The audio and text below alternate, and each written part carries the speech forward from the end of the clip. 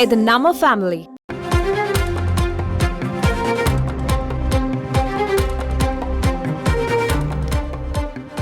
திமுக தொகுதி பங்கீடு பேச்சுவார்த்தை குழுவுடன் முதலமைச்சர் மு.க.ஸ்டாலின் ஆலோசனையில் ஈடுபட்டு வருகிறார். இது பற்றிய கூடுதல் விவரங்களை எமது செய்தியாளர் ரமேஷிடம் கேட்டு பெறலாம். வணக்கம் ரமேஷ், இந்த ஆலோசனை கூட்டத்தில் யாரெல்லாம் பங்கேற்று இருக்கிறார்கள்? முழு விவரங்கள். வணக்கம். நாடாளுமன்ற தேர்தல் பணிகள் தொடர்பாக திமுக தலைவரும் முதலமைச்சருமான திரு மு.க.ஸ்டாலின் அண்ணா அறிவாலயத்தில் ஆலோசனை மேற்கொண்டார். இந்த ஆலோசனையில் திமுக பொதுச் செயலாளர் துரைமுருகன், திமுகவின் தொகுதி பங்கீடு பேச்சுவார்த்தை குழு தலைவர் டி.ஆர். பாலு, கே.என். நேரு, அதே போல எம்.ஆர்.கே. பன்னீர்செல்வம் உள்ளிட்ட பேச்சுவார்த்தை குழுவினரும் இந்த ஆலோசனையில் பங்கேற்றிருந்தார்கள். 3 விஷயங்கள் குறித்து முதல்வர் இன்று ஆலோசனை நடத்தியதாக தகவல் வெளியாகியிருக்கிறது. முதலாவது, கூட்டணி கட்சிகளுக்கான தொகுதி ஒதுக்கீடு. திமுக கூட்டணியில் 2 கம்யூனிஸ்ட் கட்சிக்கும் இந்திய யூனியன் முஸ்லீம் லீக், அதே போல கொங்குநாடு மக்கள் தேசிய கட்சிக்கு தொகுதி ஒதுக்கீடு செய்யப்பட்டு உடன்பாடு கையெழுத்தாகிவிட்டது.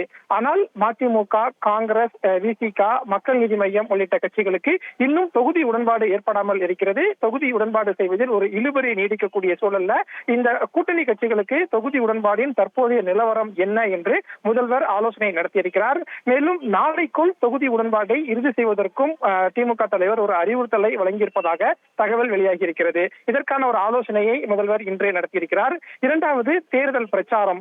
விரைவில் நாடாளுமன்ற தேர்தலுக்கான தேதி அறிவிக்கப்பட இருப்பதால் தேர்தல் பிரச்சாரம் தொடங்குவது குறித்தும் அதற்கான ஏற்பாடுகள் குறித்தும் இன்று முதல்வர் ஆலோசனை நடத்தியதாக சொல்லப்படுகிறது. மூன்றாவது, வேட்பாளர் தேர்வு.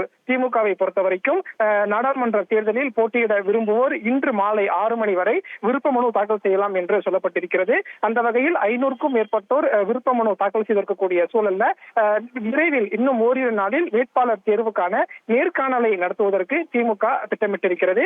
எனவே வேட்பாளர் தேர்வு குறித்தும் இன்று முதல்வர் ஆலோசனை நடத்தியதாக சொல்லப்படுகிறது.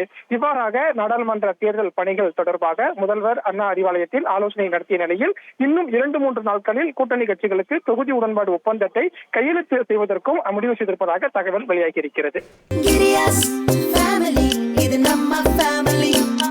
அன்புள்ள கிரியஸ், இது நம்ம ஃபேமிலி.